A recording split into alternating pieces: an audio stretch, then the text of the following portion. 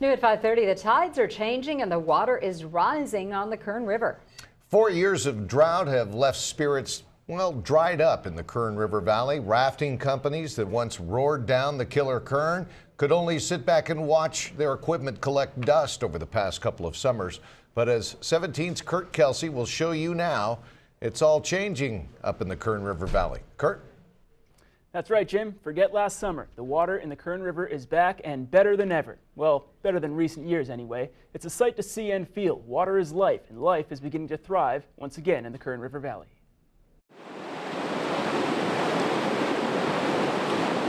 Precious snowmelt turning into raging rapids, slowly filling Isabella Lake.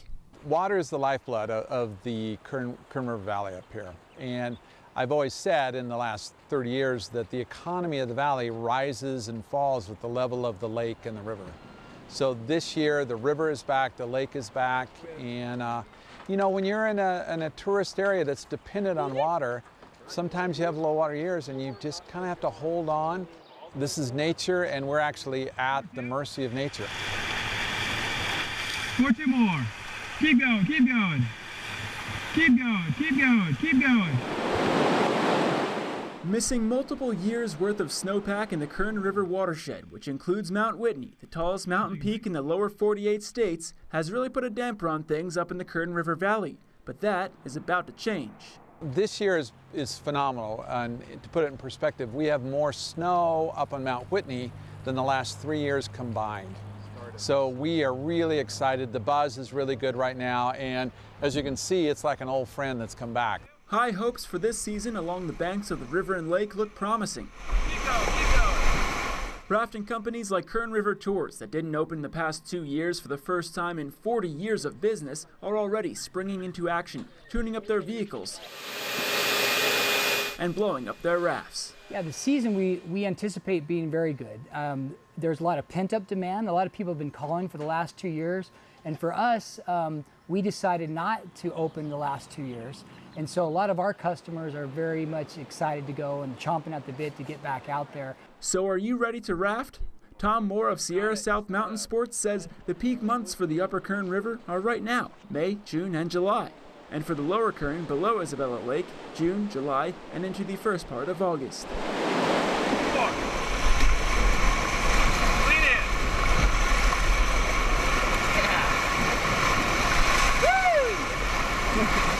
One last thing, and even rafting experts do it. You don't have to wear toe shoes when you're rafting, but you do have to wear a life jacket and a helmet. The water's going to be much higher this year, and from a safety standpoint, never get into the river without wearing a life jacket, and a good life jacket.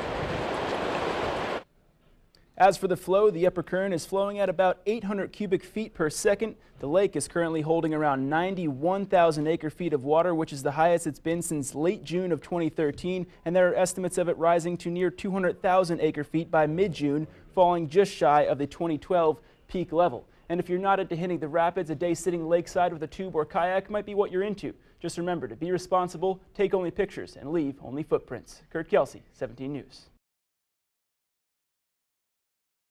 And now to our ongoing drought as we enter the 5th year, hoping for El Nino to alleviate some of the stress on the Golden State. Water restrictions are tighter than ever, reservoirs at historic lows, and once fertile farmland is now barren. And now Governor Jerry Brown is declaring an emergency on California's trees, calling for federal aid to remove dead trees from the state's forests and for more controlled burns. So what do the trees in Kern County look like? 17's Kelsey here now with a look at the state of our trees in an in-depth special report. Kurt?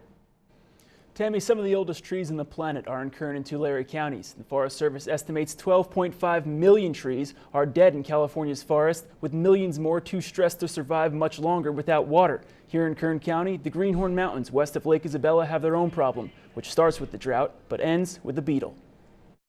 The Greenhorn Mountains, an oasis from the valley, being infiltrated by the bark beetle.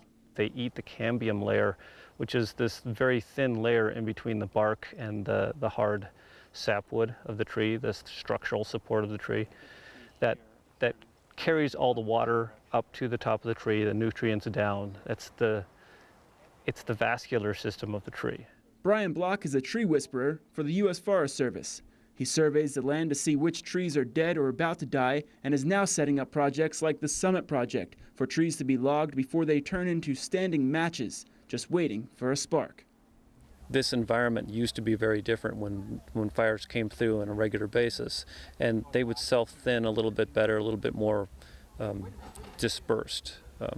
What we find now with the high densities is that we get larger pockets of things like bark beetles coming through or fires coming through and really taking out everything at a time. And for people who live in the Alta Sierra community, the fear of fires raging from dead trees is a scary reality. On my property, I've already lost a very large fir tree, and there are others that are right near me that are dying, but they're dying everywhere. It may be green and healthy today. Given 7 days, it could be dead. It works that fast. Here with this project, the Summit, we're really looking at fire safety first and foremost. So it's about protecting the community and giving them a fighting chance up here in Alta Sierra if a wildfire comes in, so it won't be a devastating wildfire here in the wild-urban land interface. Hundreds, maybe thousands of dead or dying trees will be taken out of the greenhorns and surrounding Forest Service lands in the next few years. It may sound like a lot of trees, but the older, larger trees are dying, fighting for survival against the more numerous, younger trees. These are what we call, legacy trees because they were what was here. They've been around for a long time, and it's important to keep these characteristics in the landscape, on the landscape for us. So when we see these big trees dying like this, it's kind of emotional. It's definitely indicates a bigger change in the overall perspective of the landscape and what it's looking like. And this issue isn't just unique to the greenhorns, it's happening all over Kern County and California, but the beetle isn't going anywhere until the drought is over. And if you're interested in weighing in on the Summit Project, because after all, it is the public's land, you can find more information on our website, kerngoldenempire.com. Just click the hot link icon. Kurt Kelsey, 17 News. At 5 o'clock this evening, the final evacuation order for the Erskine fire was lifted. Residents of South Lake were allowed to return to see if their homes are still standing. 17's Kurt Kelsey live in South Lake now with the story of one homeowner who saw the devastation firsthand today. Kurt? Tammy, this was the home of Kathy Berlin. She says she has no insurance and now she's left to pick up the pieces and move on. South Lake, one of the communities hardest hit by the Erskine fire, where some homes survived the flames and others did not. These pine needles forever charred in this position, a sign of how fierce this fire was. This family spent the evening picking up the pieces, finding little things that mean a lot. And then there is Kathy Berlin. Her home is now gone, like so many of her neighbors. It's just so devastating to look and see that it's gone, it's like you feel like you should just be able to come home. But I don't really know what to tell you. It's just, I was the only one out of the family that came, and the others didn't want to see it just yet. A resident of South Lake for 14 years, left with nothing but the property she stands on and the rubble that she once called home. It had 3 bedrooms, or 2 bedrooms and a den, so it was good for 3 people and 4 dogs and a cat and 2 birds that didn't make it and a fish or a turtle that didn't make it. With no insurance, Berlin can only look toward the future, hoping one day she will have a home here again. So now I rebuild. At 66, well, see how good I am. And as the sun sets on South Lake, Berlin knows tomorrow is another day. This home is one of many here in South Lake where residents are going to have to come to terms with reality at daybreak tomorrow. Live in South Lake, I'm Kurt Kelsey, 17 News. Good evening. Thanks for joining us here at 6 o'clock. I'm Tammy Melchuk. And I'm Jason Galvin in for Jim Scott. And that woman's message is our top story here on 17 News at 6. We begin in Lake Isabella, where a woman fights to keep the lake and its surrounding shoreline clean. She's had such an impact on the locals of the Kern River Valley, they deemed her Lady of the Lake. 17's Kurt Kelsey joins us with a look at her efforts. We need to take pride in this. This is not my home, and you better not trash it because I'm going to be in your face. Eva Holman, 68 years old, originally from Germany, has traveled the world as a naval architect. Now, Holman and her aquatic arsenal reside near Lake Isabella, and although she is retired, she shows no signs of slowing down.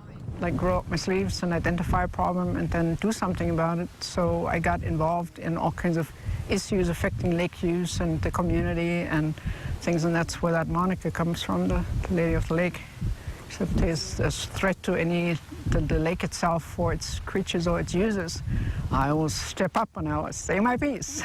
Whether she is on her windsurfer, stand-up paddleboard, or kayak, Holman always finds the time to collect trash.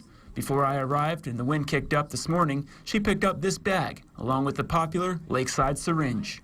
People just abuse the freedom that they have here. And last year, this 2015, I kept track of it.